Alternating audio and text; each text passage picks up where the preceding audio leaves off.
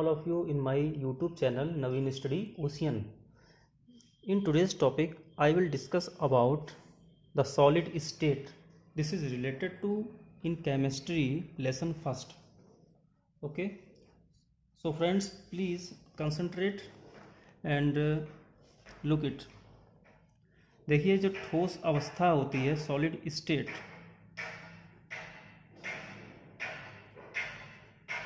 इसको हम समझते हैं. ठीक है. तो अगर कोई क्वेश्चन पूछ ले कि ठोस कठोर क्यों होते हैं, ठीक है ना, प्रश्न अगर है जैसे ठोस कठोर क्यों होते हैं, ठीक है, या इस तरह से भी पूछा जा सकता है कि ठोस अवस्था क्या होती है. तो आपको बता दूं कि जो ठोस होते हैं प्रायः, मान लिया जैसे कोई वस्तु है, ठीक है, बेसिकली बात कर रहे हैं ठोस की, सॉलिड्स की. तो सॉलिड्स में चूंकि प्रत्येक कणों से बनकर के कोई भी पदार्थ बना है, छोटे छोटे कणों से, असंख्य कणों से मिलकर के बना हुआ है ना. तो ठोस वस्तु में इनके जो कण होते हैं, उन कणों के बीच में अंतराअणुक स्थान, अंतराअणुक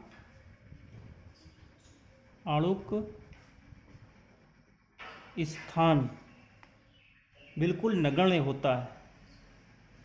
नेग्लेक्ट यानी आप शून्य कह सकते हो.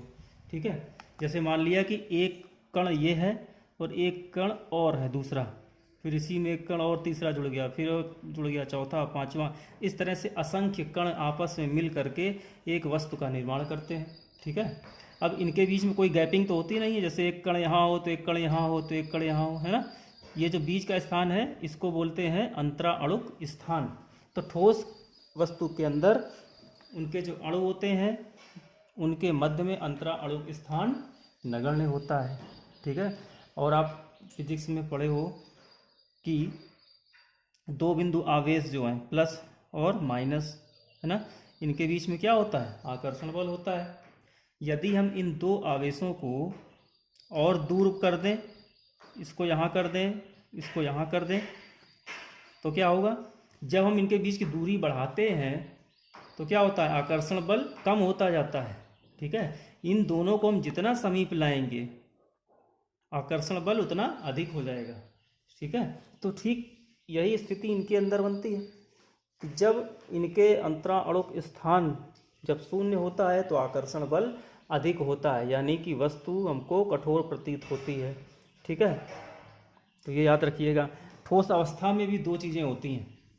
कौन कौन सी? ठोस भी दो प्रकार के होते हैं.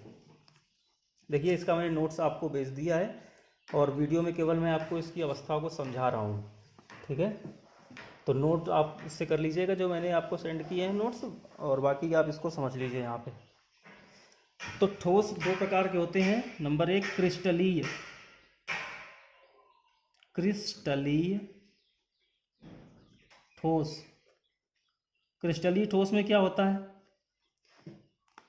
इनमें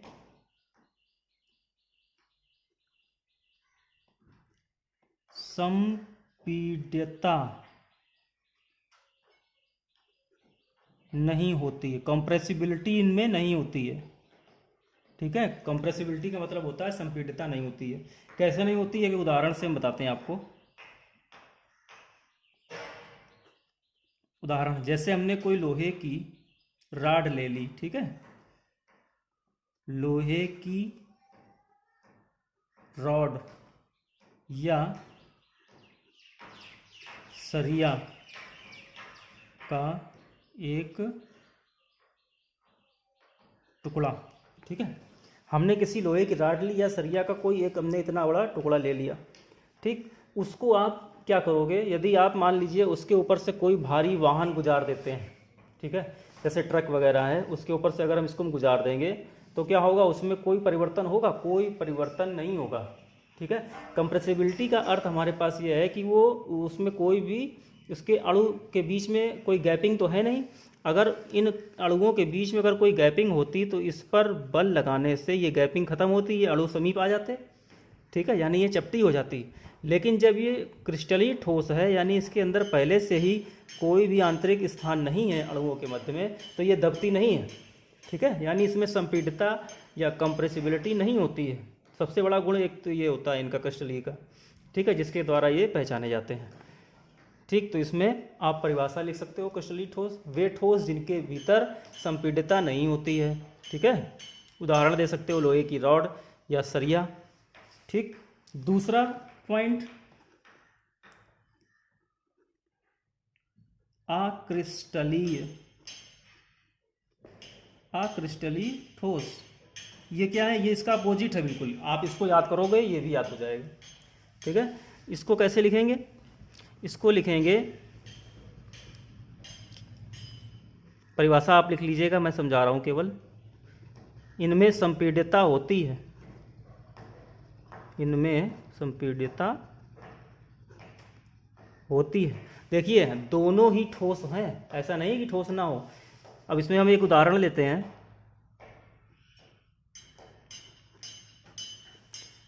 जैसे कोई लोहे का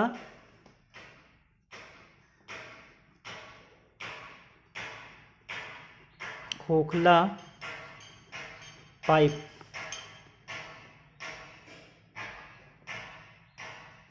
खोखला पाइप का टुकड़ा हमने ले लिया, ठीक। तो अब इसमें क्या होगा, जब हम इस पाइप को ठीक सेम प्रयोग करेंगे जैसा मैंने इस पे किया था, ठीक है, तो ये क्या होगा, ये दब जाएगा, चपटा हो जाएगा। क्यों? क्योंकि इसके जो मॉलिक्यूल्स हैं इनके बीच में अंतराणुक स्थान है, और उस अंतराणुक स्थान होने के कारण इनके अंदर जो आकर्षण बल है वो बहुत क्या होता है, कम हो जाता है। दूरी बढ़ने पर आकर्षण बल कम होने लगता है, ठीक है, जिसके कारण क्या है, इनके अंदर संपीड्यता उपस्थित हो जाती है, और उसी संपीड्यता के कारण ये क्या कहलाते हैं, अक्रिस्टलीय ठोस। तो हमेशा याद रखिएगा कि ठोस क्यों होते हैं, वो मैंने आपको बताया, ये कितने प्रकार के होते हैं, ठीक है, क्रिस्टलीय ठोस और अक्रिस्टलीय ठोस।